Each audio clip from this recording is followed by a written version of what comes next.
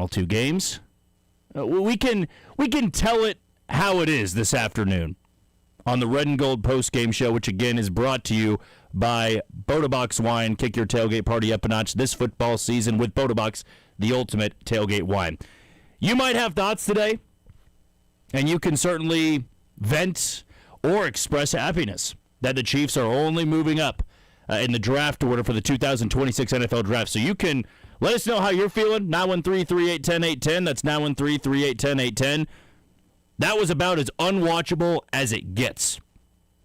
That felt more like preseason football than a regular season game that even featured two teams that weren't going anywhere. I mean, in preseason football, you can have a little bit more joy and happiness. You see some rookies get out there, get some work. I'm not really sure what the game plan was early on in this one.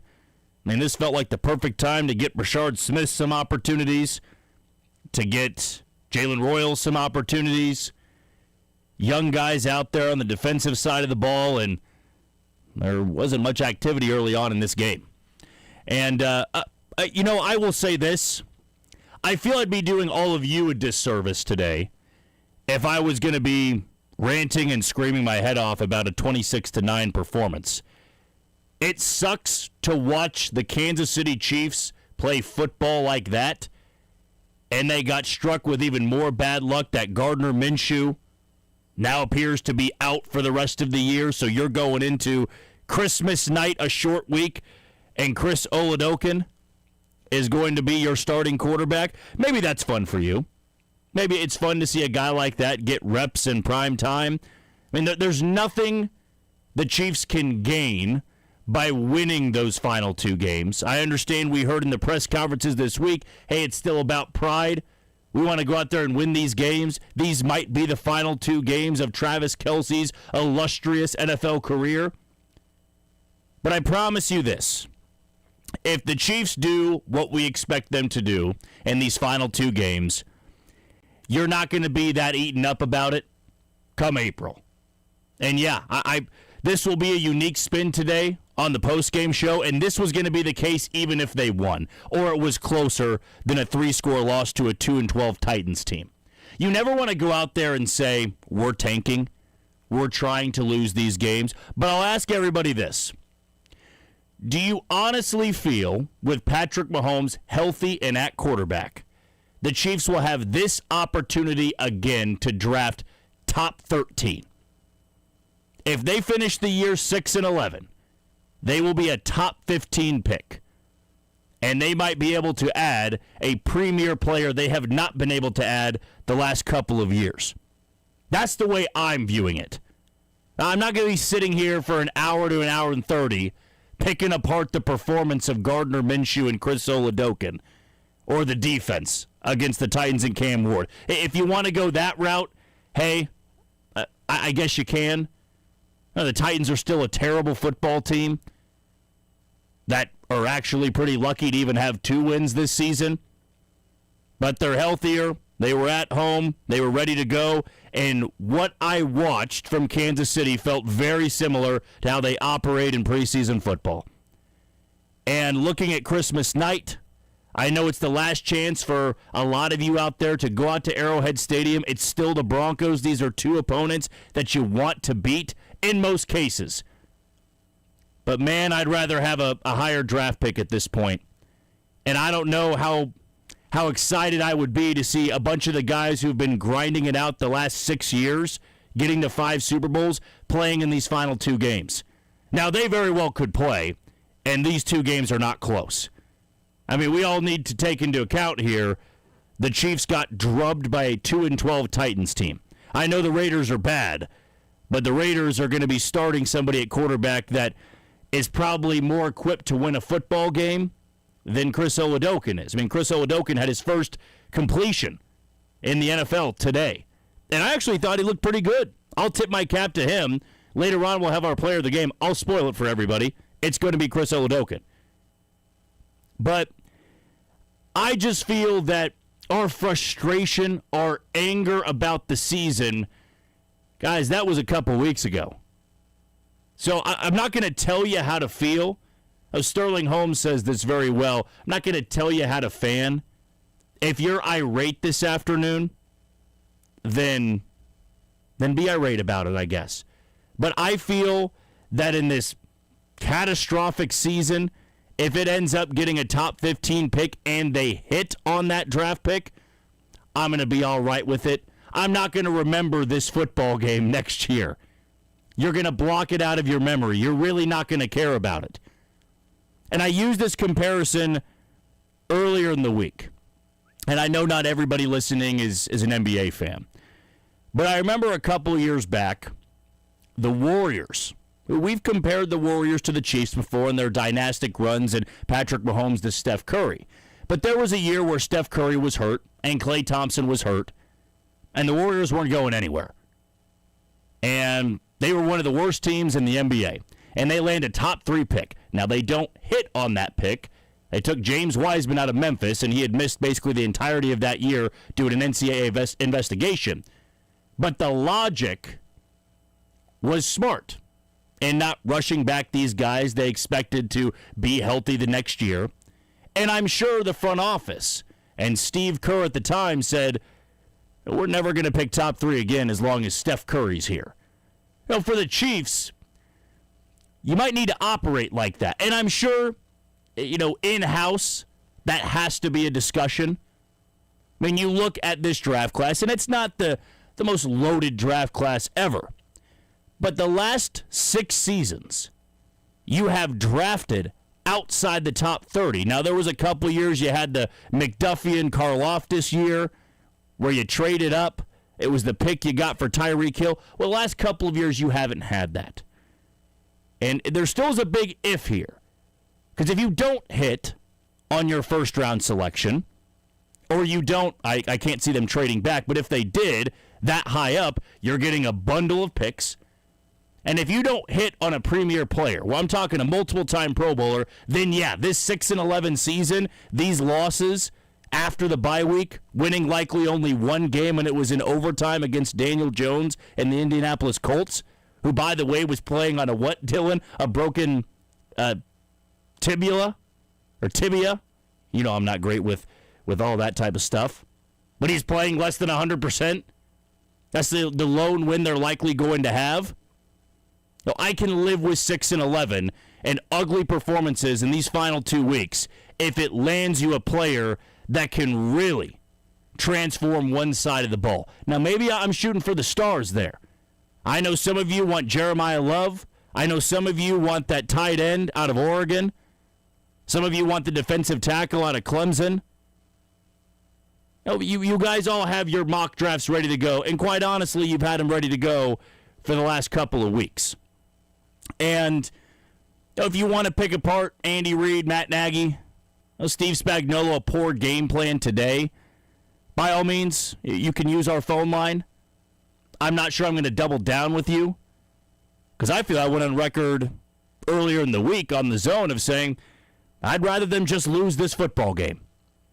Being 9-8 to have the sake of pride for a winning record, that doesn't do it for me, and it certainly shouldn't do it for the Chiefs, who have been to 5 out of the last 6 Super Bowls. If you were constantly grinding and you had that Steelers record with Mike Tomlin of winning seasons, then yeah, maybe I would be a little bit more into finishing over 500. But sometimes you just got to acknowledge it's a lost season. You have been riddled with injuries. You weren't a very good team to begin with at the start of the season. You had one stretch where you felt like you caught fire, but after the bye week, it only got worse. The focus now is reloading in the offseason, hitting on draft picks, getting Patrick Mahomes healthy, and I guess figuring out what Travis Kelce's going to do with the rest of his NFL career. If this is it, or if he is going to come back for one more season. Because I do hate it for him that if this is the final 2 games of his NFL career, he's going to be catching passes from Chris Oladokun. And no knock on Chris Oladokun.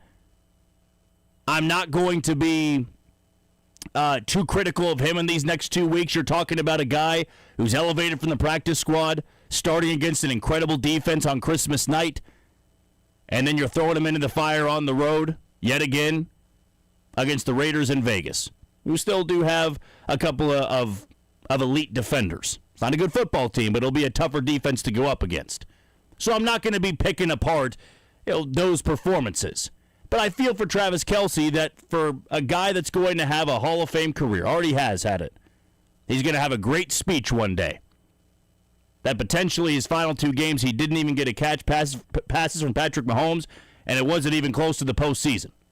A team that was eliminated 3 games before the regular season came to a close.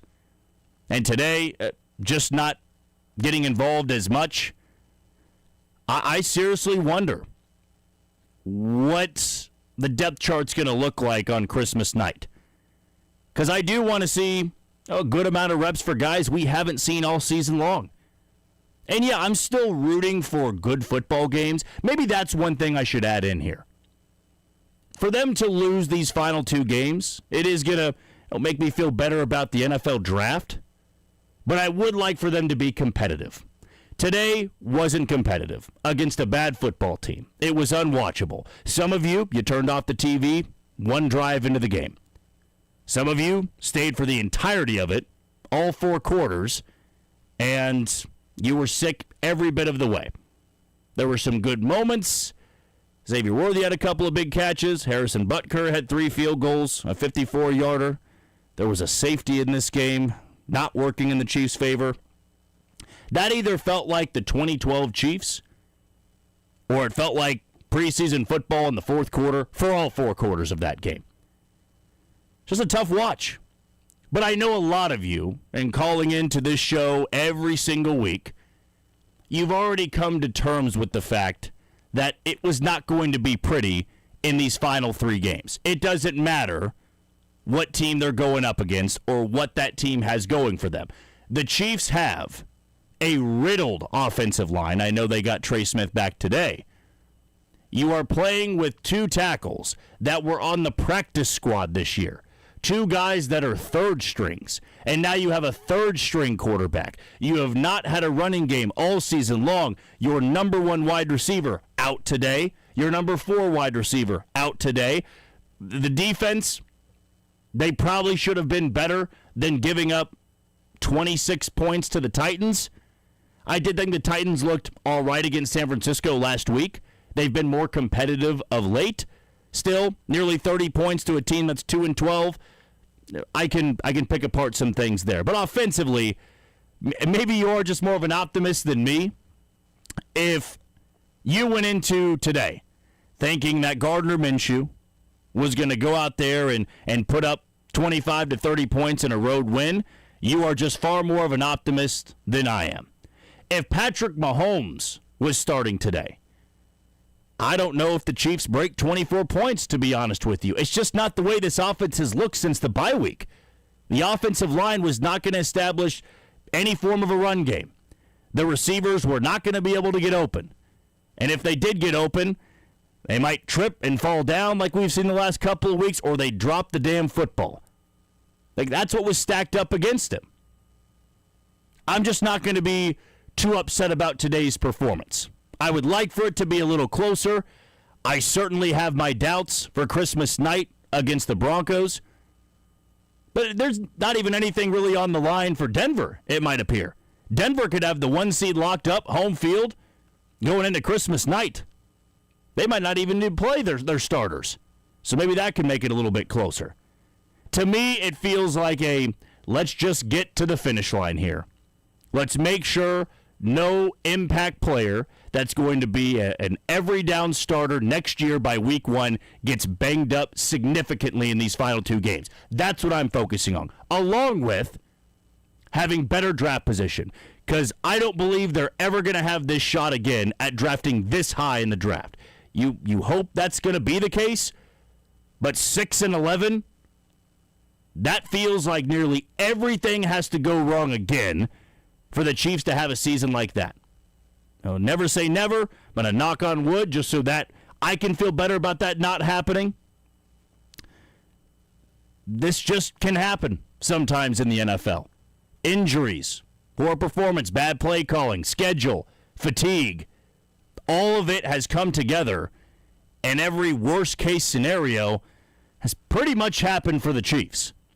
And now there's 2 more games to go, the Denver Broncos and the Las Vegas Raiders, and that will bring an end to the 2025 regular season. And for the first time since 2014, us Chiefs fans are going to be watching the playoffs from the couch and not really worrying about anything Chiefs related.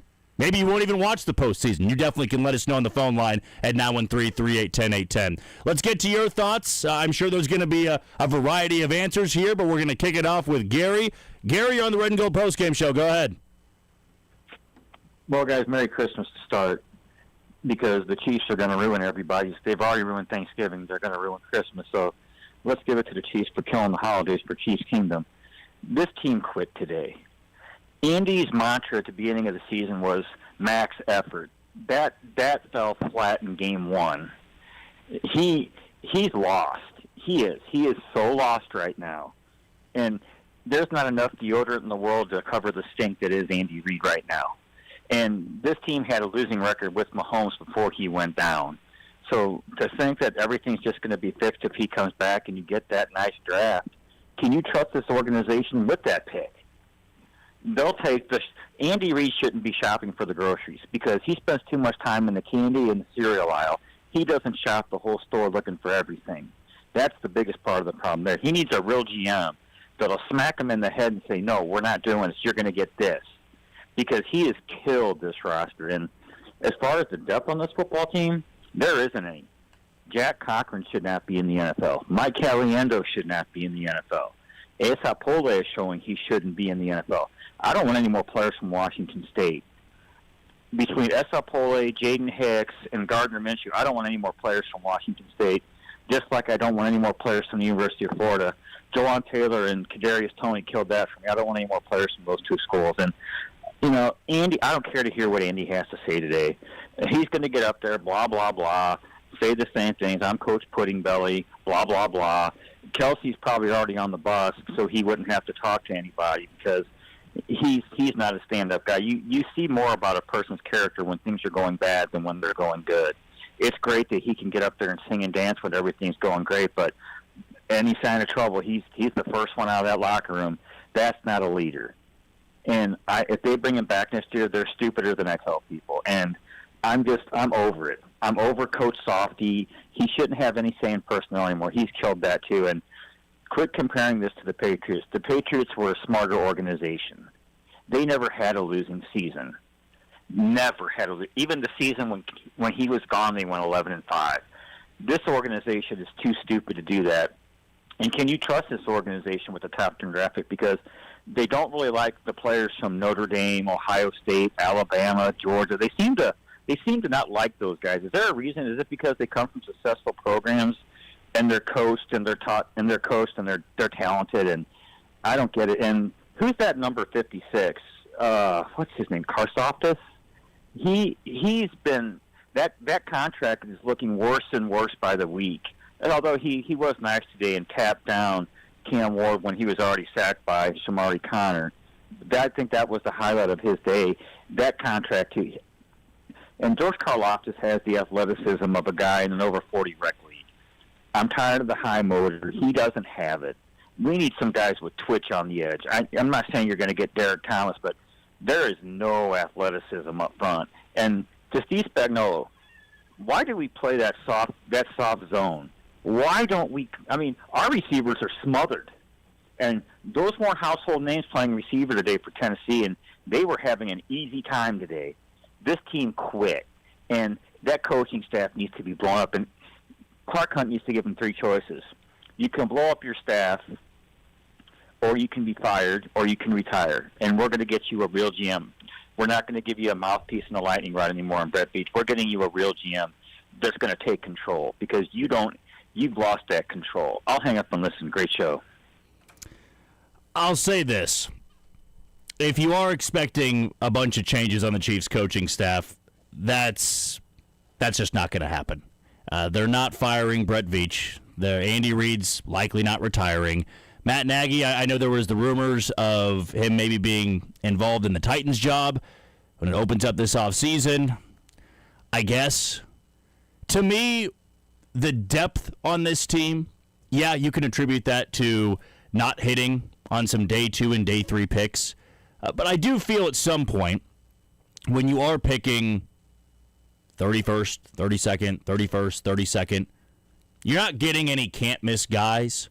And it's not really an excuse because there are GMs that make it work. I will say this, though, about, it's been an awful season. We all can acknowledge that. Dylan and I have not had a bunch of joy in watching this football team at 6-9, nor have you. But they also are not going to clean house for a coaching staff and a team that did make it to 5 out of the last 6 Super Bowls. And I know, Gary, that you bring up the Patriots dynasty. No, they didn't have a losing record. And yeah, when Tom Brady went down in week 1 and Matt Castle came in, they went 11-5 and they missed the postseason. Well, still, there's other things we can't acknowledge. They also went 9-7 and missed the playoffs the year after they won their first Super Bowl. Mm-hmm. So there was the decade stretch without getting to a Super Bowl. And it all fell off the wagon. All the wheels fell off the wagon as soon as Tom Brady left the second time. Basically, after the second dynasty was winding down, it was over, and it was over fast. It was. And to me, I think you can also bring up the divisions at the time. How long did Tom Brady dominate the AFC East? And there was really no tough competitor. Didn't beat Josh Allen once, or I think one time. Might have been one time. Division, yeah. It's not to diminish anything New England did, but I feel that in a season like this, it's not that you need to tear it down completely and say they've always been fraudulent. They'll never be the Patriots dynasty. I will say this, when you get debates like Patrick Mahomes and Tom Brady, if you're a Tom Brady supporter, you always say, well, Patrick Mahomes never beat him in the postseason. And these are things that people are going to evaluate down the road whenever this dynastic run is officially over. Let's get to the podium real quick and take Chris Jones live. This game, I guess, how disappointing is the result for you? It's always disappointing when you lose. And I played this game since a young kid. All I want to do is to have fun and win. And anytime I'm able to step on the field, I say, have fun. Most importantly, the hard is try to finish what I've done. And today it was a little unfortunate. But we preached on giving high effort. I think a lot of guys flew around. A lot of guys got new opportunities. And we're going to keep it going. We got 2 more opportunities left at the end of the season. And we're going to try to finish strong. Chris, a fairly unprecedented situation where you've lost a starting quarterback in 2 consecutive games. On the sideline, did you feel any extra pressure as a defense when you found out? I mean, it's always unfortunate to just lose a player. But yeah, we're talking about a quarterback who facilitates the ball on our team. And so, definitely an unprecedented situation that I've never been a part of. But, as Coach Reid say, we just we work with who we got, and we just keep it moving.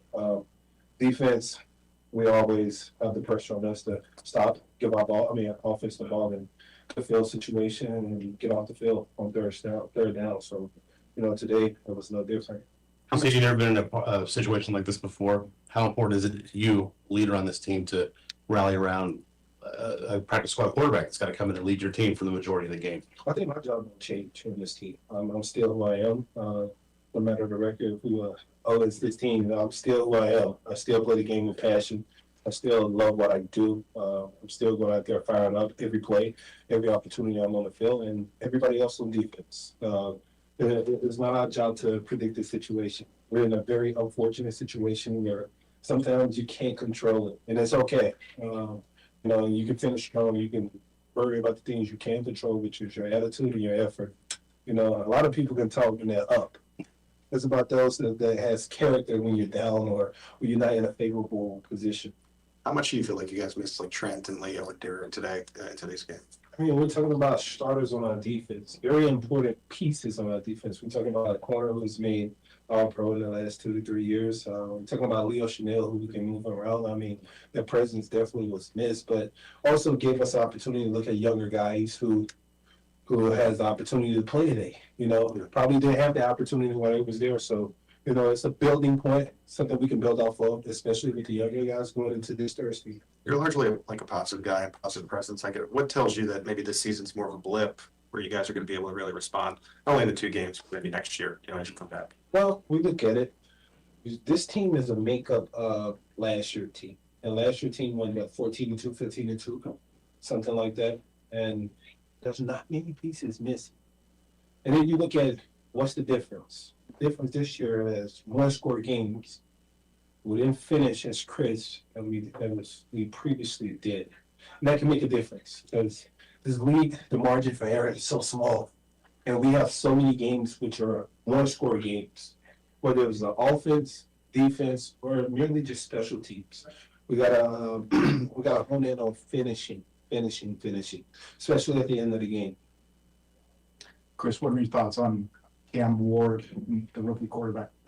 He played well today. We sent a lot of blitzes at him. He was able to get out, use his legs, and get the ball out of his hands. And they ran the ball really, really well against us today. I think he had 21 carries for 98 yards. When they're able to run the ball as successful, then it opens up things for the offense. And we didn't do a really good job of stopping the run as we did in the previous week, so we can hone in on that. Coming up with Denver Broncos division opponent, it's going to be tough. They like to run the ball and they like to play physical. So this week going in the film, we got to have physicality. Last one, anybody? Thanks, Chris. Thank you.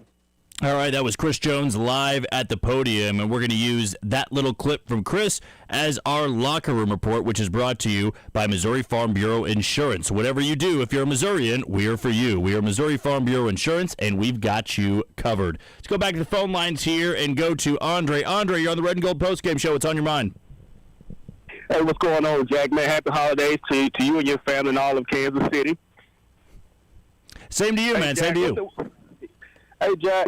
I tell you what, man, watching what was going on out there on the field today, man, the Kansas City Chiefs, man, in the past, I'm going to reminisce for a second here, we're like a beacon of light to the game of football on all levels, high school, college, and pro. I used to watch this team go out there. I didn't even want to watch other teams, man, because the way they played football, they were like Neanderthal men, and we were just on the top of the pile. I always wanted to tune in so I could see the highest level of football being played. But right now, man, how the tables have really, really, really, really turned, man. The way I look at it right now, going forward with this team, I think we got 6 preseason games to go, bro. We played one today, so we got 5 more to go. That's how I would treat this. There's no need for a lot of our starters to be out there now. Right now, if you look at what happened with Chris Junkins today, the impact of injuries on your roster, guys like Chris Jones, our middle linebacker, you might as well get those guys out, man. Just treat this like 6 preseason games, develop, see what you're going to need. Play a lot of young guys. That way when you go into the draft, you got a pretty good idea of what you need to get. And in my mind, if I'm going into the draft next year, I'm trying to beef up that defensive line. Chris Jones, next year he's going to be on the hook for $44 million. The only way you're going to get your money worth out of Chris Jones next year and improve that defense is get him some help up front so you start getting after the pass. You bring Felix back. So when you draft it high in the draft, I'm not sure if I want to go with the running back because of the injury factor. I think you got to go offensive or defensive line when it comes down to the draft. So at this point in the season, man, we really already on to 2026 in my mind. Everything we see from this point forward should be in preparation for next season.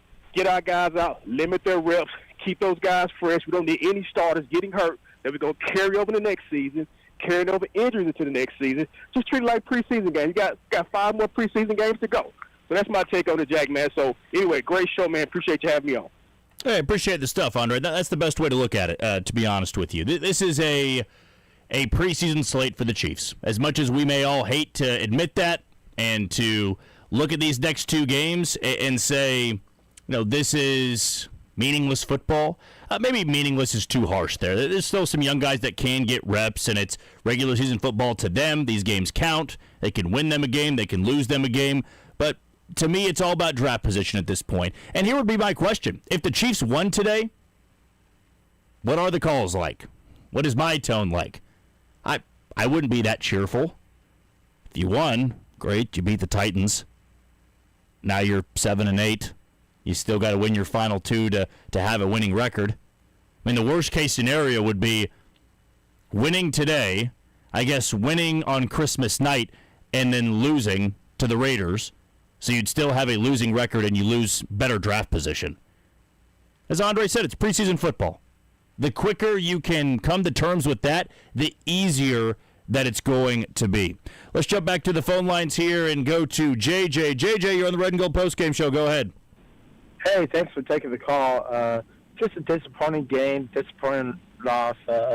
They did not play with pride if they wanted to play with pride today. I was, like you said, to stop the show, I was impressed with Chris Aladokin too. He did some good stuff, and I'll tell you what, the kid has a chance to become the second string quarterback behind Mahomes next year, and possibly start if Mahomes ain't ready for Week 1.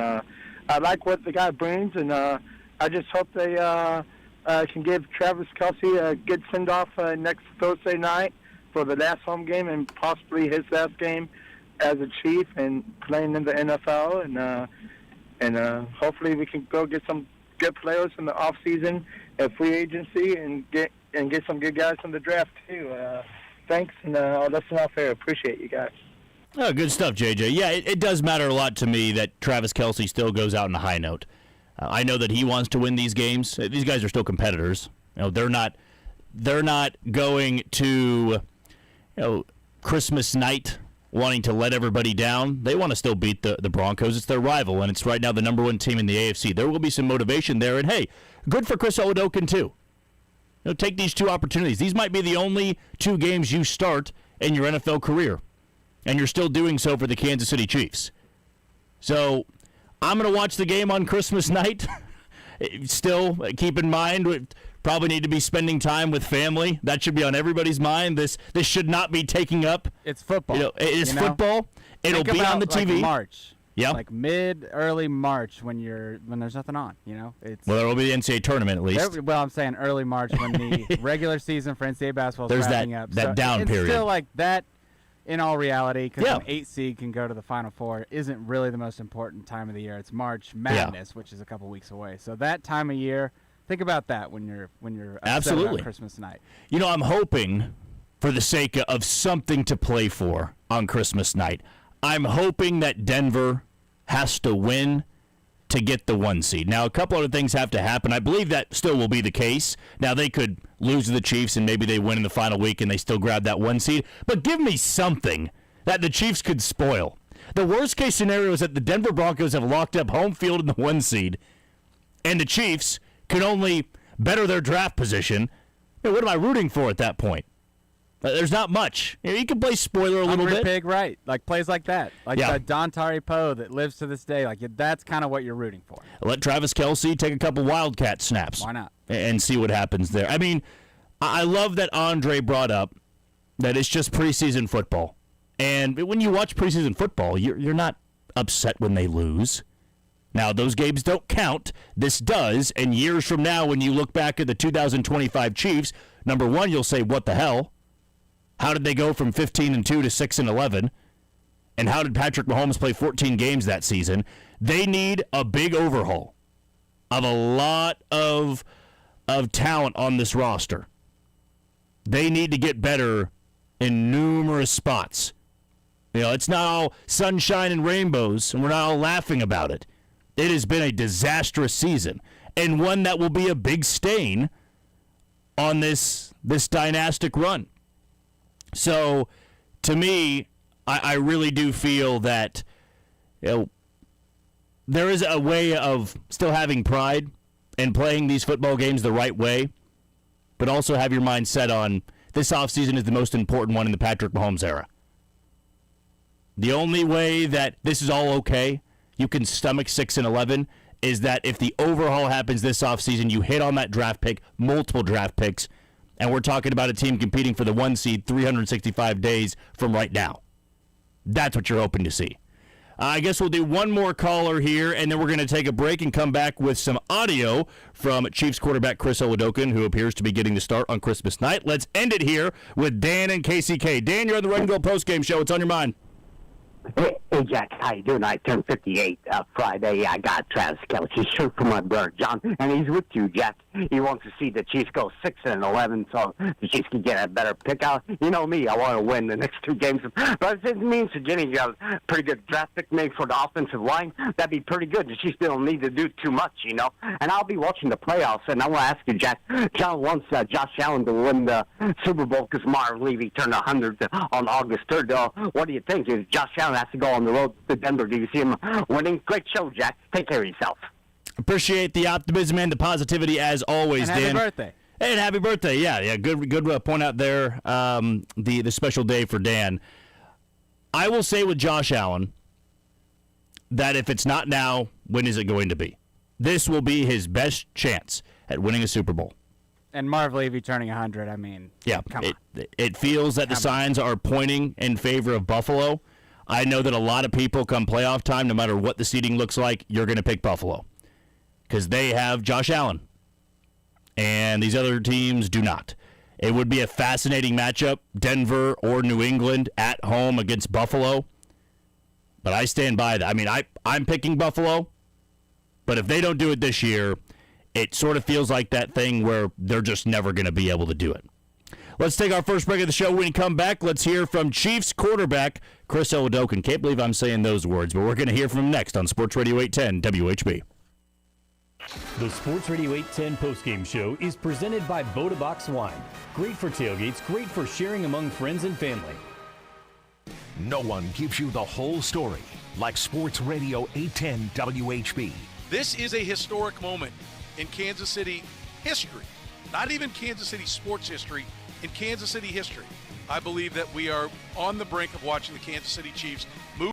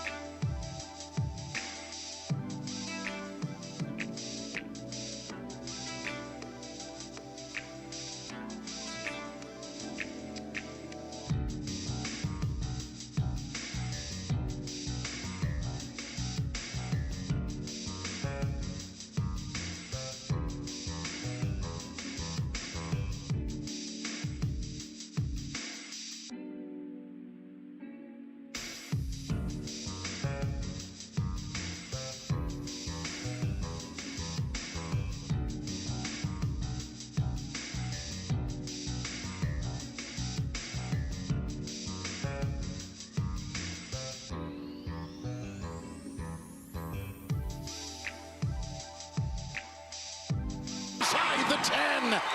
Down to the 5. First and goal. Tackled by Hall. A catch and run at 29 to set up the Chiefs. Well, we talked about all the changes in the secondary.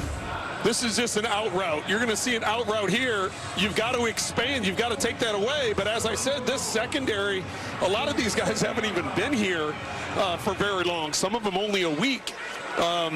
Just not on the same page. It's an easy out route to Worthy, who's able to take advantage and get it up the field inside the 10. And that connection between Chris Oladokun and Xavier Worthy was our play of the game, which is brought to you by Central Bank. Join the best in banking when you open an account with Central Bank. Central Bank, strong roots, endless possibilities, member FDIC. And you're tuned into the Red and Gold Postgame Show, which is presented by Bodabox Wine. Kick your tailgate party up a notch this football season with Bodabox, the ultimate tailgate wine. Chiefs get drubbed by the Titans in Nashville this afternoon, 26-9. That clinches them a losing season, which, if I'm not mistaken, that's the first time it's happened since 2012. It'll be Andy Reid's first losing season in Kansas City.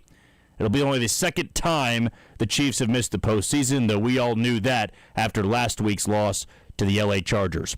How strange was it today to flip on the TV, see the Chiefs warming up, hear Kevin Harlan's voice, and there was nothing on the line for him. There was nothing the Chiefs could gain by winning that football game other than pride.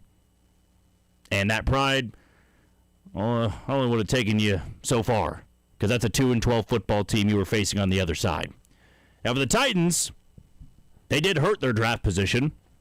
It now appears that the Raiders should be getting the number 1 pick unless they beat the Chiefs in the final week of the regular season.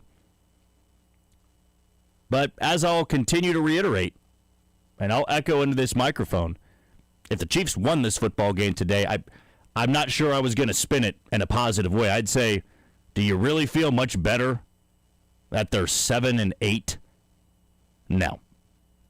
Now you can go into Christmas night, and you just think that, hey, this is going to be a situation where you're watching football, you're spending time with family, and maybe a guy like Chris Oladokun can go out there and pull off the upset of the season. Now, maybe that's a bit of a stretch there, but it would be quite the upset. I haven't checked out the line yet, but how about this for him? He gets to answer questions in the postgame after performing pretty well. Now, it was a loss, and that's all that really matters to him. But for the first time since the preseason, I believe, let's hear from Chiefs quarterback Chris Oladokun. Chris, just what's going to be maybe the difficulty of being in that spot? Yeah, first off, praying for, not only Pat and what happened last week, but also Gardner. We don't know the severity of the injury yet, but, our QB room is so close. And so when you see, good friends go down like that, it's really tough. And then for me, being here for 4 years, I've always, you always walk through when your first moment's going to be and, when you're going to sort of get an opportunity. And so, I've really just attacked these last 4 years, like, you never know. And today just happened to be, an opportunity for me, and I want to take full advantage of it. Players always say, backup players always say, stay ready. That's my job, is to stay ready. I would imagine this is a great example of why you do that. Yeah, 100%. Like I just said, you never know when your number's going to be called, whether it's a freak injury or, you just never know where you're going to go in. So we do a really good job of making sure everyone's prepared. And, being with Pat and seeing him go through his routine, the last 4 years. And Gardner, he's been awesome in the room and really helping me, come along and develop as well. So, all the credit to those guys and our coach and staff. They made it pretty easy for me out there. Chris, can you bring us through the moment when you knew you were going in and how you prepared yourself quickly for that? Obviously you see Gardner go down and I hate it for him. And then the next thing, my mind went to is, all right, well, I got to rally the troops now and, go win a football game. Those guys out there, man, they battled their asses off, and I can't say enough good things about, you're out there. My first completion is to Travis Kelce. Built a great relationship with him over the last couple of years, but if you would have told me my first, completion that if I was going to be to him, probably would have laughed at you. So, those guys were awesome, and, now we have a short week, and we got to, move forward. What did you, and I know it's in the immediate aftermath, you're going to watch film, but what did you learn maybe about yourself in this moment? That the moment wasn't too big for me. I felt really calm out there. Felt like, I was seeing things pretty good. The game didn't seem too fast for me. You just never know how you're going to react in those situations until you're in it. I'm never too high, never too low in those moments. And so it was good to go out there and get some, live, regular season snaps, because that's just something that I haven't really had, these past 4 years. So, Chris, obviously, you guys miss Patrick on the field, but just his presence around on a game day. What do you miss about that? Pat is the first dude. I checked my phone. He was the first dude that texted me. He's the first dude to help someone out, lend a helping hand, just, in past preseason, stuff like that. He's always, in the QB's ear, whether it's me and Gardner, whoever's been here. Everyone misses his presence. Not only me in the QB room, but the whole team, everyone in the building in Kansas City, we go off 15. So, he's doing his best right now. He's gonna come back, 100% next year. After the game? Yeah. Just to confirm, Patrick texted you right after the game? Yeah, I opened my phone. He was the first text I saw. And, that's the type of guy he is. We've gotten pretty close over the last 4 years, and it's someone, I don't have a big brother, so in a way it's been, taking over like a big brother role for me, not only, on the field and, my development, but also off the field, and, just sort of, just always being there for me. And so he's a great friend, and, he's like that with everyone. There's not a bad thing I can say about him. Chris, this is a short week, and you're going to be the guy. How are you looking at this challenge and being ready by Thursday to get going? Ready for the opportunity. It's a great opportunity. It's not only a great opportunity for me, but a great opportunity for our team. Go out there and battle, man. That's all I can ask of these guys. Go out there and battle. Obviously, we have a lot of young guys playing, but it's a great experience, not only for me, but for all of our young guys playing. It's going to be real valuable for us, moving forward for years to come here in Kansas City. And, it's Christmas Day. The possibility of me making a first start on Christmas Day is pretty special. I have family in town and stuff like that. So, I'm looking forward to it. From practice squad to podium, press conference podium, right? Are you able to appreciate or at least be mindful of the moment, or is it just business for now? I think you always got to, appreciate the moment. I think Trav said earlier in the week, anytime you get to, strap on the pad to play an NFL game, that's special. Something I've, been looking forward to and wanting to do, since I was, 4 years old. So to have this opportunity, you always watch post-game conferences and, being here in front of you guys now. So it's surreal, but also, it's business as usual. Time to go to work and, get ready for Denver. Chris, in game, how much are you drawing from what you've learned from practice?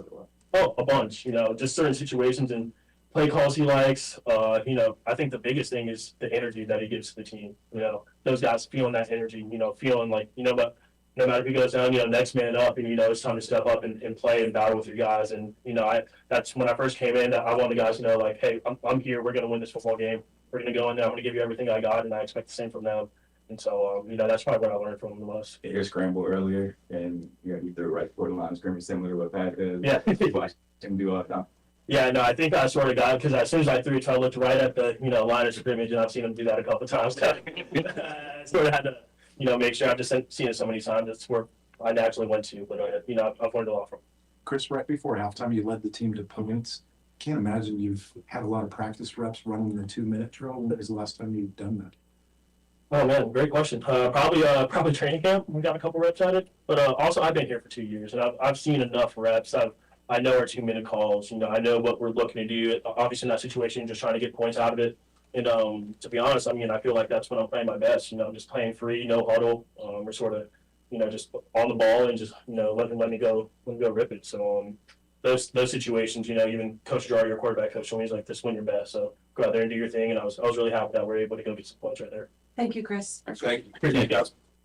Yeah, what a surprise that is that you just heard from Chris Oladokun, Chiefs starting quarterback. Comes in today for the injured Gardner Minshew. I thought played pretty well, and I'm rooting for him in these final 2 games. He's got family in town Christmas night. He's going to get his first NFL start at Arrowhead Stadium against the Denver Broncos, right now the #1 team in the AFC. He gets a chance to make a long-lasting memory. A 28-year-old, 7th-round pick, went to 3 schools in college. It's a great story. And he's going to get exposure like he's never had before in his football life, in his life, period. A well-spoken guy. He had some great answers there. And coming in on the fly, I knew that he had to be ready, knew he had to be prepared, because he was the #2 quarterback behind Minshew. But to come in there, play as well as he did, it wasn't on him today. He did pretty much all that he could and made some acrobatic plays. Made some big-time throws. Now, it was 26-9. I'm not going to act like it was a Herculean effort, and that's one of the best performances I've seen. But we can all acknowledge that Chris Oladokun's a practice squad quarterback, a third-string guy, 28-year-old, seventh-round pick. And he stepped up and played pretty dang well today. Didn't result in a win. We'll see if he'll get that chance on Christmas night against the Denver Broncos. In case you didn't see any of the game, you're probably lucky. Chiefs fall to the 2-12 Titans. They're 6-9, their first losing season in well over a decade. Let's take another break here. When we come back, we'll hear from the head coach of the Kansas City Chiefs, and Andy Reid.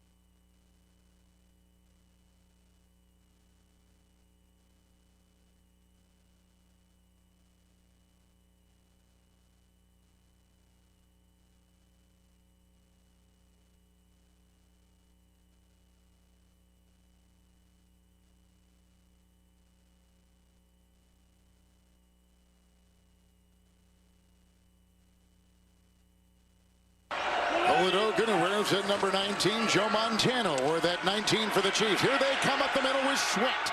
Chased by Simmons. Outside he goes. And caught downfield. Grab by Pacheco. Inside the 40. He bought time. He did. And his running back got free. And on the play, he picks up 32. And here's the thing.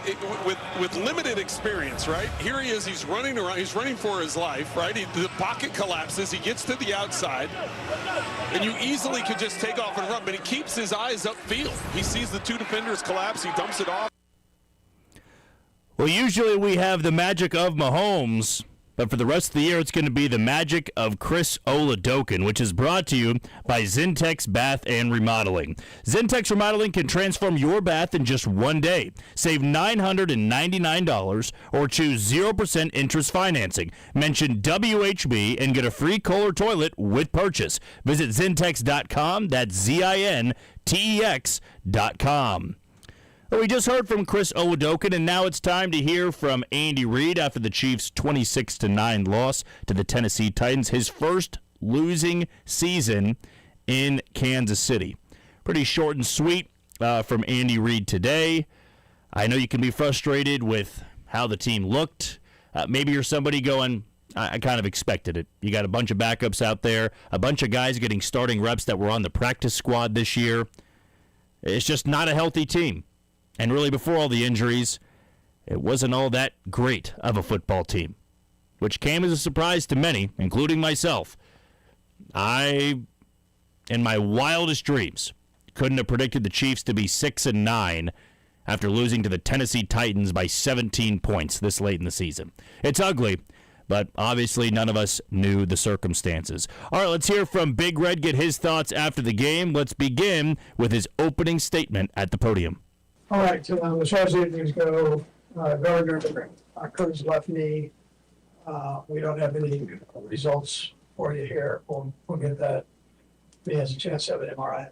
So, as far as, I appreciate the effort of the guys. We've got a lot of guys that are having an opportunity here to play, and it's not as smooth as you want it, obviously. We've had penalties all over the place. So, that's not helping us get off the field or stay on the field. And, we've got to clean that up. Positive you can take out of this is an opportunity for guys to play. And then obviously we have a short week here, and we need to get ourselves back and going for a good dinner. So that time's yours. Well, we did hear from Gary, our very loyal caller, earlier in the show about effort, energy, and how it was non-existent today. And if you're somebody out there going, this team didn't look like they cared at all, hey, I don't have a box score that I can rebuttal you with. I couldn't say, well, actually, they did try.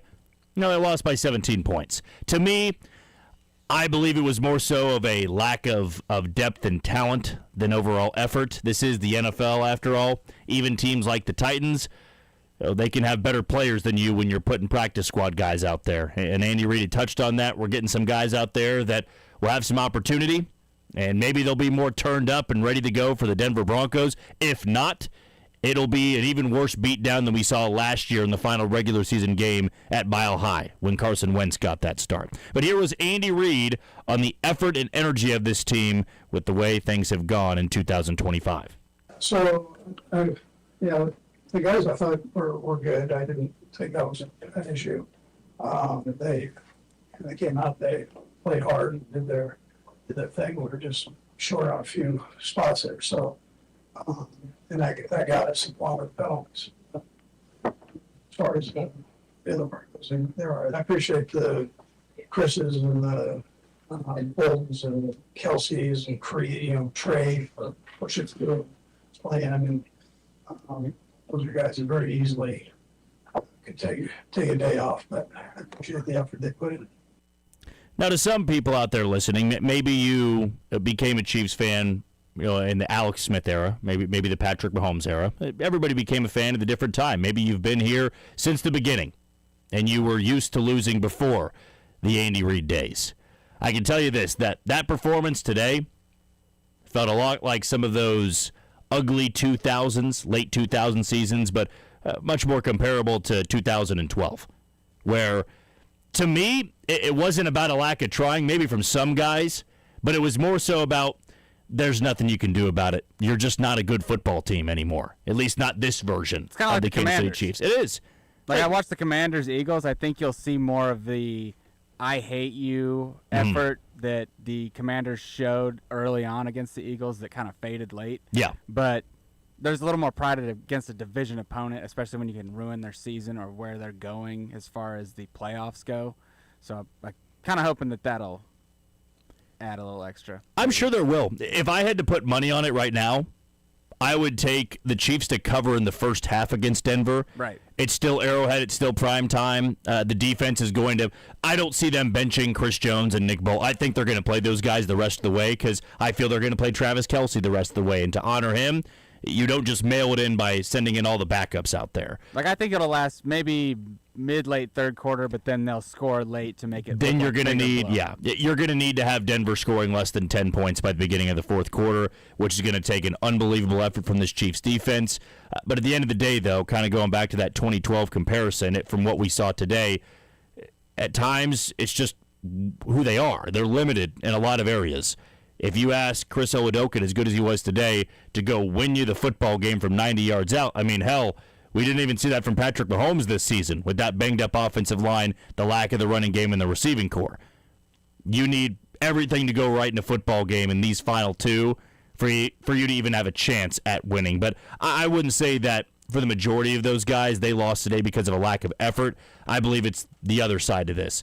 They did try. They're just not talented enough or deep enough. It's like the Commanders. Like, Jaden's out, and you have a good team. It's just you're playing with your backup, and you're eliminated. Yeah. So eventually they're going to let go of the rope a little earlier. Backups are backups for a reason. Exactly, yeah. They are not number ones nor number twos. And the second most important position on the field, you are starting a practice squad guy in Esapole. Right. And now the most important position, you are starting a practice squad guy, and a third-string quarterback in Chris Oladokun. And it's going to be a tough battle on Christmas night. And I mean more so for them than, in my opinion, really a tough battle for this game. I mean, if you lose by 3 scores to the Titans, I'm not going to sit here and blow smoke up your you-know-what and say that it's going to be a barn burner on Christmas night. We'll see, though. I've seen crazier things happen in the NFL. Here was Andy Reid on missing Patrick Mahomes' energy in a game like this. Yeah, I'm sure no one take anything away from that because he does have great energy. You expect other people to step up and go, and I thought I saw that this week. Guys step in and raising it up, or what wasn't good enough, but going for it. So just that's eliminate these mistakes. That's the biggest thing in a game like that. Well, I don't want to hear anything about eliminating mistakes. I'm tired of hearing that. I don't want to hear about let's clean things up. We don't even need to do that the rest of the way. We can just save that part of the press conference and move on. We know things have had to be cleaned up for the entire season. And they're certainly not going to be cleaned up when you're playing this many backups out there. More so about Patrick Mahomes, it's just eating him up that he's not able to play. That's just a competitor that he is. This game meant nothing, for playoff implications, moving up in the standings. This was as sleepy as a football game you could possibly watch. And Patrick Mahomes was just sitting there itching to go back out there and play. But the focus now is on making sure he's rested up, the rehab all goes well, and he won't miss much time at all to begin 2026. The guy that took over for Gardner Minshew and Chris Oladokun, we heard from him not too long ago. What did Andy Reid think of his performance? Here was Big Red on that. Yeah, I thought he did. I thought he did okay. He was able to get us moving a little bit. Probably could give him better stuff to work with, but they're going to give him some more reps during the week. He need the reps to win, but I thought for what he was asked to do, I think he did a nice job. Yeah, you're not moving through the week of practice giving Chris Oladokun any number 1 reps. You don't practice like that. Gardner Minshew got all the number 1 reps. So, yeah, I'm sure the playbook was a little bit limited for him, and he still did fine with it. My big issue today, which I didn't even highlight in the opening monologue, my big issue was that this felt like a perfect time to get Brashard Smith number 1 carries. Give Brashard Smith 15 to 20 carries in this one, see what happens. Give Jalen Royals 5 to 10 targets in this one. Use every guy you have not used this season because they just weren't ready for the big moment. Because if not now, when? When are you going to see that these guys might have something for you? I was baffled they activated Dameon Pierce to the roster and then didn't play him. He was a scratch today. I'm sorry for Isaiah Pacheco. I'm sorry for Kareem Hunt. I have seen what I've needed to see. It hasn't all been bad, but there's nothing they could do in the final 2 games that makes me believe they're coming back or that could land them a larger contract.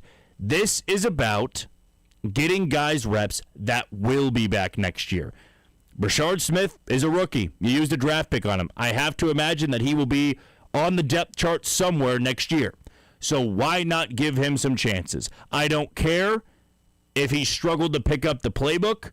This is the time to throw him in the fire a little bit. You got to take the training wheels off at some point. You can't coddle and baby everybody forever. If they get exposed, they get exposed. Now you've got tape on that and say, this is why we can't play you. But, Juju's out there, and Pacheco's getting all the carries. He didn't have all that bad of a game, but you're hoping to never have an opportunity like this again. To throw a bunch of rookies out there in the fire. If you get your ass kicked, you get your ass kicked. But it's an experience that they need to have. Here was Andy Reid on not playing the young guys as much as maybe he should have. 24 in package, and then so then so they all had a little bit package in there, but the other guys want to play too as they go. So they want to go win the game, and so that's what you do. You try to come up in it. But we did a package for and 2 quarters. See, and this is what you're going to get from old school guys from time to time. It's we're still out there to win this football game. And if those guys can't pick up the playbook, they're not helping us win the football game. But I feel sometimes you need to take a step back and go, even if we do, put the guys out there that know the playbook, are we winning this football game? Clearly not. Clearly not. I lost by 3 scores today. Like, if I'm going to be boiling over with any sort of anger today, it's because of that. I couldn't give less of a bleep about the final score. I do not care in the slightest. And I said before, I'm all right if they lose these final 2 games and they win 1 after the bye week. You're 6-11. I'll be happy on draft night when hopefully they're taking an explosive offensive player, maybe for the backfield, an explosive defensive lineman. One of those Miami edge rushers. One of those guys that will have his jersey in the team store not long after that. I will be totally fine in April when it comes to that. But Jalen Royals, a 4th-round pick, you're telling me he's just never been able to get on the field? Rashard Smith, kind of the same thing. I mean, I want to see Travis Kelce play too. I'd like to see Jared Wiley get some reps. I want to see what some of these guys have. Preseason football. This is how it needs to be treated. And today, I thought for the first half, it was like, let's keep giving Pacheco the ball. Keep giving Kareem Hunt the ball. Keep giving Juju the ball. Now, throw it to the open receivers. I'm not saying just force the issue with guys that aren't open. But give those guys the snaps because they're never going to get them again, regular season, week 1 of next year, unless they can showcase they are worth a roster spot for 2026. Speaking of one of those guys, Jalen Royals, thought he was going to have a larger role today. Here was Andy Reid on his progression. We went through the injury part of it. Yeah. He came back, and I felt like the last couple of weeks he's been doing better. This week we gave him a little bit more during the week to work with, so he's going to be okay. We're going to Andy Reid's never really going to say how it is, it feels like. Like, if there's a guy that's struggling and he's not picking up stuff, and I'm not trying to accuse Jalen Royals of anything here. I simply don't know. But whether he is or not, Andy Reid's going to tell you the same thing. It's, he's progressing. He's giving a little bit more each and every week. It's the coaches speak. It's jolly Bill Belichick. It's the opposite. It's like everything's okay, everything's all right, and then behind the scenes he will correct or, discipline the players. It's the way it's always been. Yeah. And I'm not calling it out one way or another. I'm saying that we have done this post-game show the last 2 years. Any sort of player like that's not getting on the field as much, he's never going to throw him under the bus. And that's good coaching there. You don't need to bash a guy, especially a rookie. But sometimes, in hearing that, I just want to hear how it actually is. And he's never going to. But with Jalen Royals... And see, here's the thing. If he did, then guess what? Everyone would be bashing him for throwing his player under the bus. So you can't... It's a lose-lose. It is. Selfishly, I wish that we could get the reason why he's not out there. We just want to be in the room when it happens. When it happens. Hamilton. Now, we can read between the lines, Dylan. We're not, I would like to think that I'm not that stupid if he's not getting reps out there. Kadarius Toney was a nice little, yes. When you take Spanish 1 or Spanish, it's like Andy Reid post-game language 1 yes. with Kadarius Toney. To listen to him constantly have to come out and defend that in a way that we all knew he was lying. He's working hard. He's getting there. Yep. He's getting better each and every week when maybe he's not. And with Jalen Royals, here's the thing, too. He was drafted relatively late. He was somebody that fell to the Chiefs, and you went, man, I cannot believe Jalen Royals fell to the Chiefs. What is the rest of the NFL doing? And here we are, 15 games into the season. He hasn't made an impact at all. And we know in Andy Reid's offense, you better know the playbook. You better know where you're supposed to go, or you're not going to be out there. We saw with Elijah Mitchell. You bring him in, plays in one game, healthy scratch every other time. Then he gets waived for Dameon Pierce, who gets activated, and then he's a healthy scratch on game day. I'll never really be able to fully understand it, I feel like.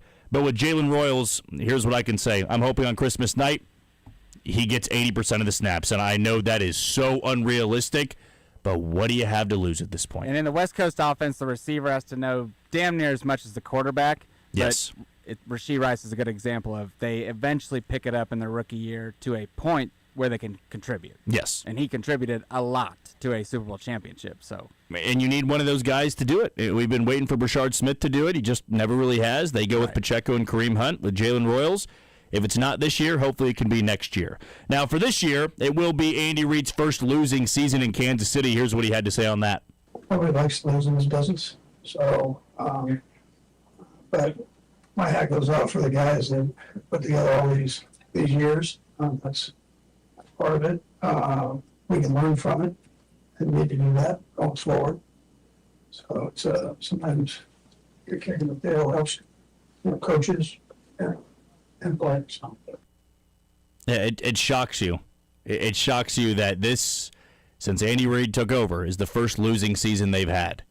I mean, it's been a great level of consistency, a great level of success. It's odd, though, that when you look at this body of work, whenever he decides to retire, this will be that one season everybody clicks on in Pro Football Reference. How in the world did they go 6-11? Who was gone? Who missed the entire year? And we can all answer it honestly. Rashee Rice was suspended the first 6 weeks. Offensive line got a bit beat up, but Patrick Mahomes didn't get hurt until the 14th game of the season. Travis Worthy Kelce, on the first play of the season, or gets third down of the season. Destroyed. Yep. Chris Jones didn't have as effective of a year. The edge rusher group was very below average. Christian Fulton never really played. By the way, today he was active. He got picked on quite a bit. Oh, that's another thing I'll never understand. And we brought up Christian Fulton a few times on this show. Just a disappearing act. I thought it was a nice pickup in the offseason. Good match for Spags' defense.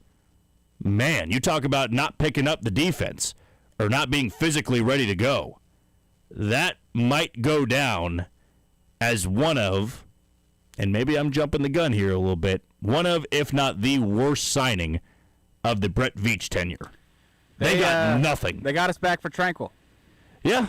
In a sense, if you're right. The Chargers might feel a little bit better about it. Because Fulton was damn good last year. Yeah. Maybe not damn good, serviceable. Good enough that when they gave him the contract, I went, that seems fair. But they were willing to say, nah, no more. They were. And, man, I mean, sometimes that's got to be your red flag of like, oh, geez, they're not. Because yes. I don't know. Well, it reminded me a little bit. I'm only bringing this up because it's the Titans today. Like, I'm sure Titans fans, when L'Jarius Sneed was not playing well and he was hurt, they're going, was the fall off that quick? Like, the Chiefs just immediately knew when to walk away from him. They rarely do this with quarterbacks, Dylan. Quarterbacks is where they are 100 for 100. They seem to always get it right with the secondary. They got it wrong with Christian Fulton, unless he just bounces back in a monstrous way next year. But durability has not really been the issue. He's been healthy and can't play. To your point of L'Jarius Sneed, we knew that he was kind of just holding it together that whole time and when to walk away. It's almost like the Chargers did the same thing with this guy. It's just bad evaluation. He's a great player. Like to your point, up to this point, great player. Yeah. I mean, good player. And it happens in the NFL. I'm not trying to completely, bash on Christian Fulton. This happens. It's hard to be successful in the NFL, and sometimes you're good for 2 years, sometimes you're never good, sometimes you're good for 10, and there's that one fall-off year. This appeared to be that fall-off year for Christian Fulton. Here was Andy Reid on going into the short week and maybe looking at other quarterbacks. I believe it's going to be Chris Oladokun getting that start. Here's what Big Red had to say. Just by numbers, if that's the case, it's on it. Looking at different people there. There's zero need to go out there and bring in a quarterback. Start Chris Oladokun. If they don't score a point the rest of the season, it doesn't matter. Do not go out there and sign somebody. They're not going to, simply because you got to learn this offense. Chris Oladokun knows this offense. Now, who they're going to elevate to be the backup, maybe that's what the question was being asked for. Like, you're not going to go into the Denver game with, I believe, Noah Gray as the number 2. He was the emergency quarterback today. They're going to have to sign somebody. Somebody's available out there. I don't know the complete list. It would be fun to do like a Phillip Rivers, though.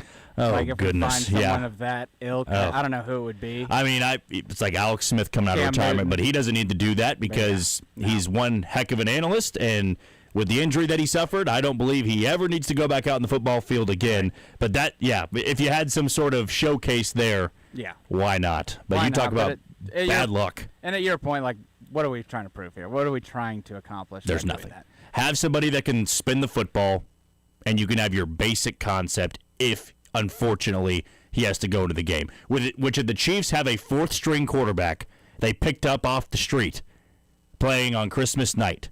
Might be Zappy. That seems like a likely Just somebody option that we cut. that has quarterbacked the offense before. Right. Maybe what's run our scouts. What's Shane Bouchel doing? I think is he with the Bills still maybe. Maybe he wants to stay on the practice squad, so he has a chance of getting a ring there. Yeah, he'll probably turn us down because it will not be Kansas City this year, as you heard Andy Reid talk about, first losing season since he took over here in town. Lastly, there was one moment that caught my eye, caught the audio broadcast as well, of Trey Smith and Creed Humphrey lighting up Esapole for that safety. He let Jeffrey Simmons right on through, who crunched Kareem Hunt. Clearly some miscommunication. Clearly a bad rep for Pole, a rookie there, a practice squad rookie. But they're holding him accountable. I like to see that. Here's what Andy Reid had to say on it. Yeah, I thought they did a good job with that. They had a mistake there. Then being corrected, and they got to it before the coaches got to it. So we gave them public feeding. That's all part of it. I appreciate that coming from Creed Humphrey and Trey Smith. There are Super Bowl expectations, and when they're not met, championship standards are not met in situations like this, you're going to let them know. This is still the NFL. And if that would have happened and all the guys would have hung their head and just sulked back to the sideline, you would know they've already mailed it in. But for those guys, they still want to finish strong. And we can all have the viewpoint of want them to lose. They don't want to lose. They want to go out there and beat Denver. They want to go out there and they want to beat the Raiders. And I can appreciate that level of coaching from players. And Creed Humphrey and Trey Smith, I also saw Travis Kelce kind of get into Esapole as well. Look, kid, a practice squad, rookie, everybody's loving the story. It's a cool story. But now you are the starting left tackle. And you got to meet some standards there, and he clearly didn't on that safety play, which opened the scoring. I thought for a little bit we might get like a final score of 3-2. It was ugly. It wasn't that unwatchable as the Titans win 26-9 over Kansas City. Chiefs now 6-9, 2 games to go. Denver Broncos on Christmas night, and then the Las Vegas Raiders to close out the 2025 season. Let's take a quick break. When we come back, we'll hear from Matt Derrick of ChiefsDigest.com on the Red and Gold Postgame Show on Sports Radio 810 WHB.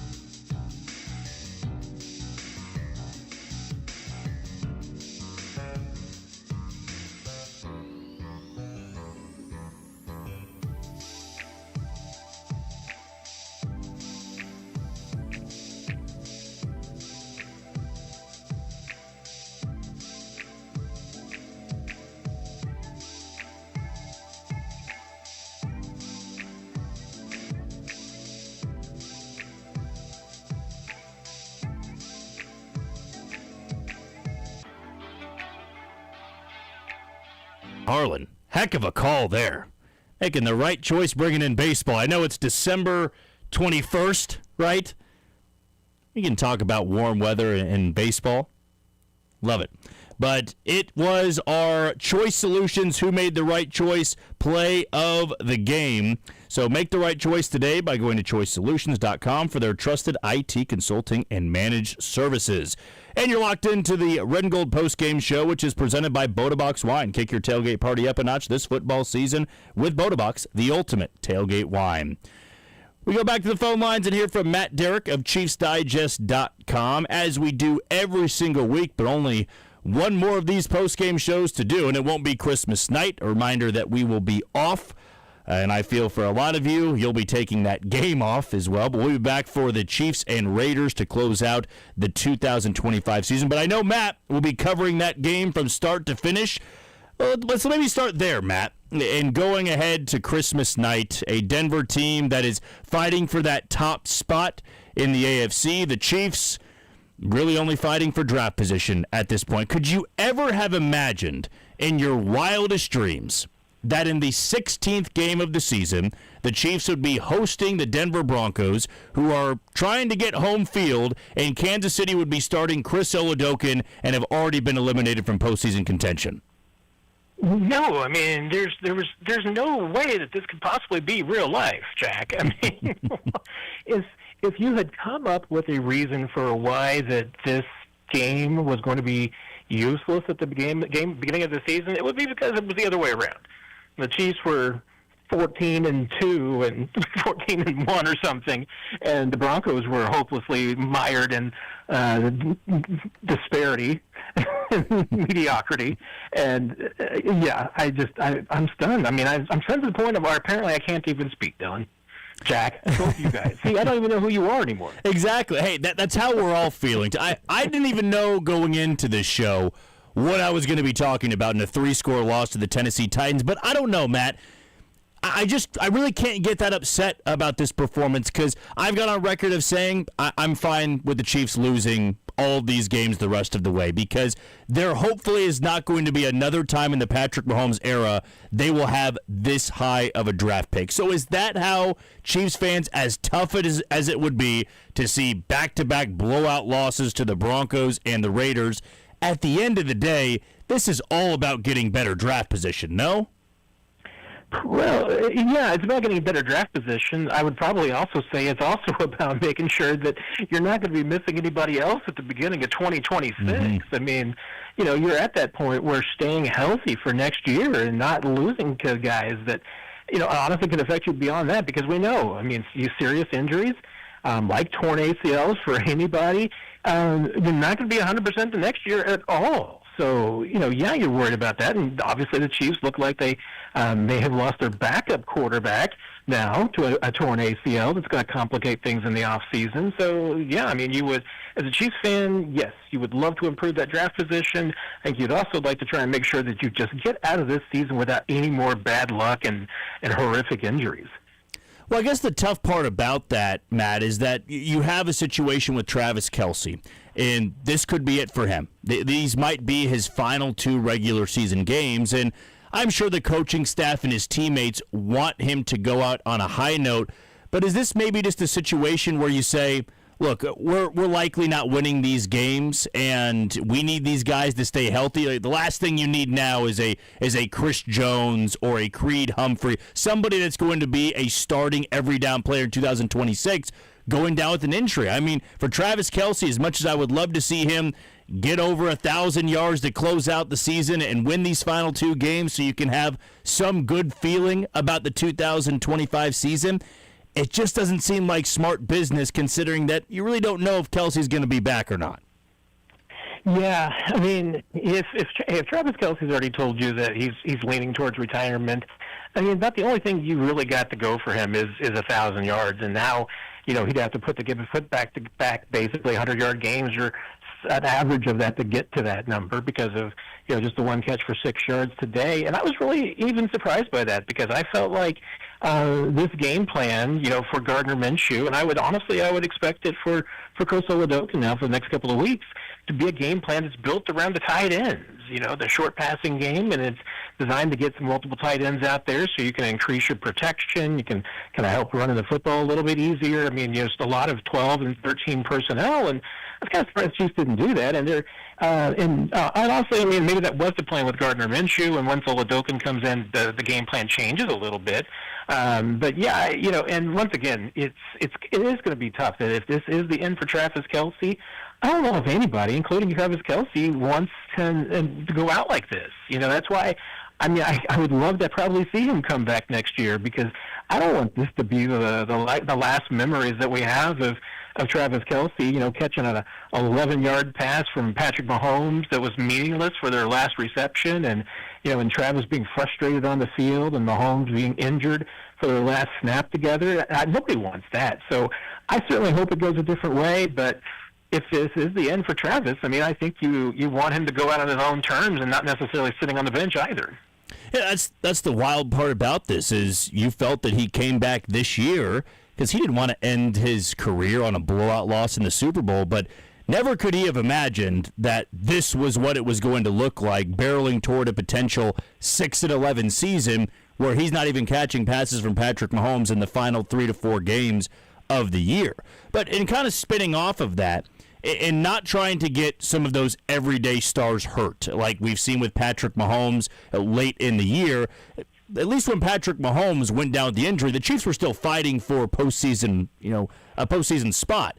Now there is nothing that a win can get them. There is nothing positive that a win really brings them, especially for a team that has Super Bowl expectations. It's one thing if the Chiefs were trying to build off of a losing season and they're rebuilding. This is a team that expects to compete for championships. So winning these final 2 games, I don't feel that it goes a long way in pride for them.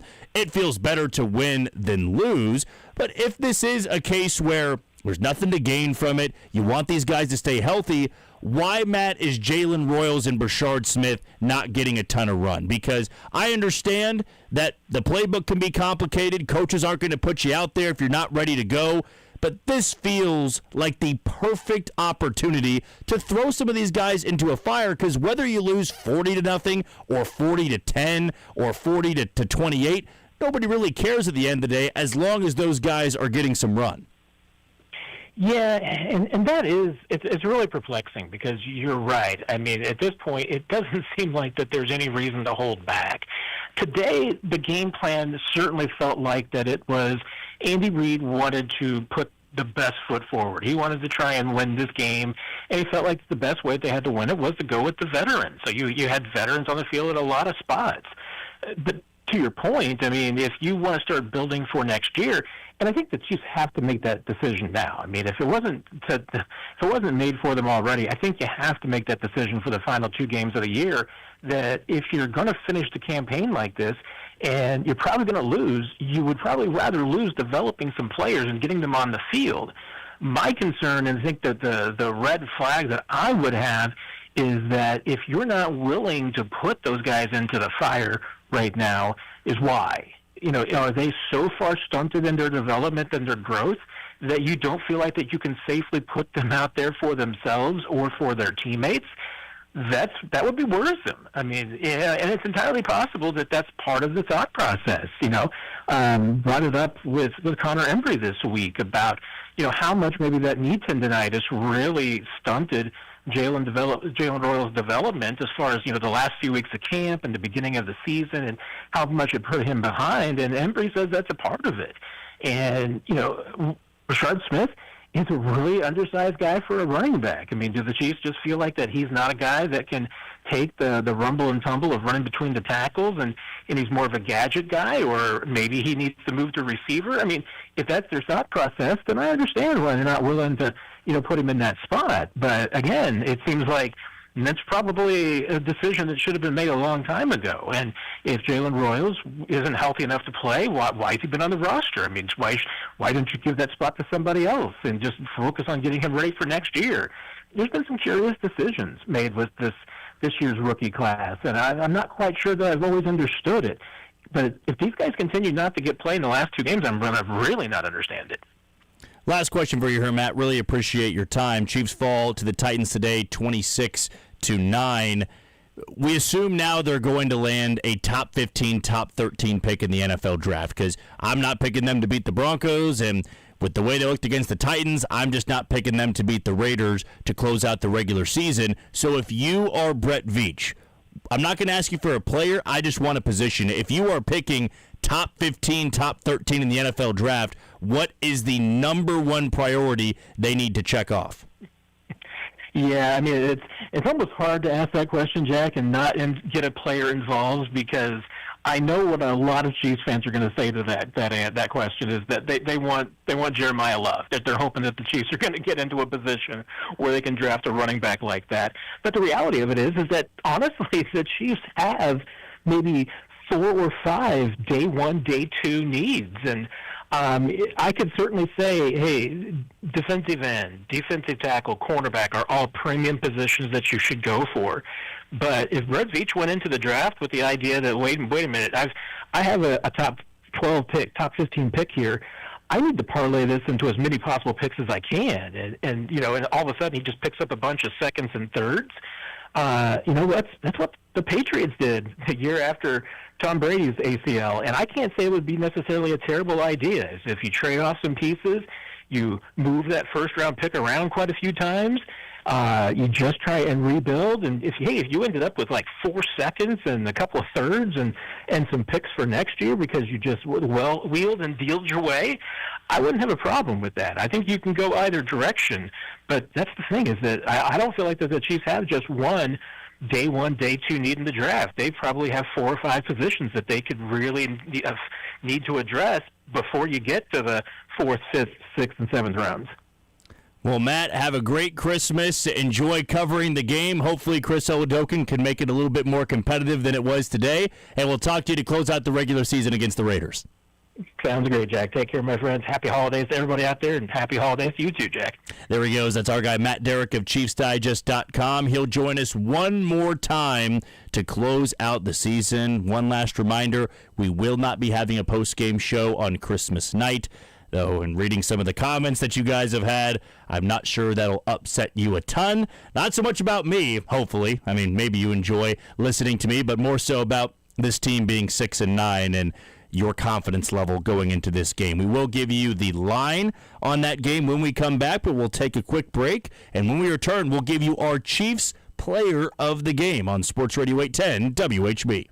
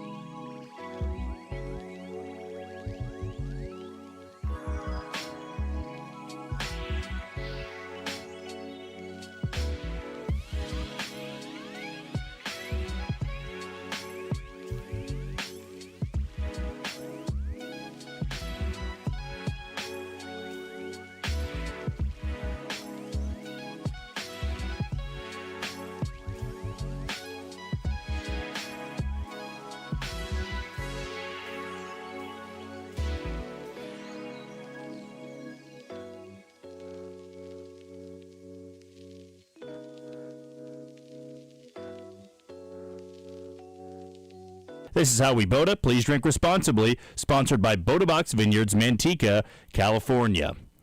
Only one more of these to go for the 2025 regular season. For the first time since 2012, the Chiefs will not have a winning season. They fall to the Titans today, 26-9. Gardner Minshew exits with a knee injury. The Chiefs fear that to be a torn ACL. Second consecutive week they would have lost their quarterback to a torn knee. Chris Oladokun took over, 11-16, 111 yards. The Chiefs did not have a touchdown today, but it appears moving forward, it'll be Oladokun's job. The final 2 games of the regular season, at home against the Broncos on Christmas night, and then on the road in Vegas against the Las Vegas Raiders. We'll be off on Christmas, so we will talk to you after the Chiefs and Raiders in a little over a week. You take it easy, Kansas City.